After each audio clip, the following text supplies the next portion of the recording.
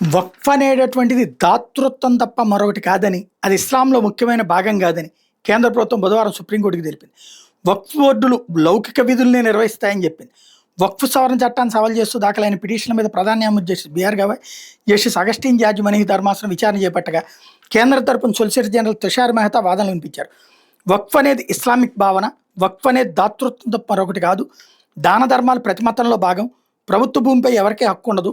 ప్రభుత్వానికి చెందిన ఆస్తిని వక్ఫ్గా ప్రకటిస్తే ప్రభుత్వం ఆస్తిని కాపాడుకోగలదని గతంలో సుప్రీంకోర్టు వెలువరించిన తీర్పు చెబుతోంది అని తుషార్ మెహతా తెలిపారు. ఉపశమన ఉత్తర్వులకు సంబంధించి ముందుగా నిర్ణయించిన 3 అంశాలకు పరిమితమై విచారణ జరగాలని మరోసారి సుప్రీంకోర్టు మెహతా కోరారు. 1923 నుంచి ఉన్న ముప్పును మేము నిర్మూలిస్తున్నాం. ప్రతి వాటాదారుడి వాదనలు విన్నాం. కొంతమంది పిటిషనర్లు మొత్తం ముస్లిం సమాజానికి ప్రాతినిధ్యం వహిస్తున్నామని చెప్పుకోలేరు. మాకు 96 లక్షల ప్రాతినిధ్యాలు వచ్చాయి. సంయుక్త పార్లమెంటరీ కమిటీ 36 సమావేశాలు నిర్వహించిందని సొలిసిటర్ జనరల్ చెప్పారు. వక్ఫ్ సవరణ చట్టం 2025పై మధ్యంతర ఉపశమన ఉత్తర్వులు జారీ చేయాలంటే అందుకు బలమైన కారణాలు చూపాలని సుప్రీంకోర్టు స్పష్టం చేసింది.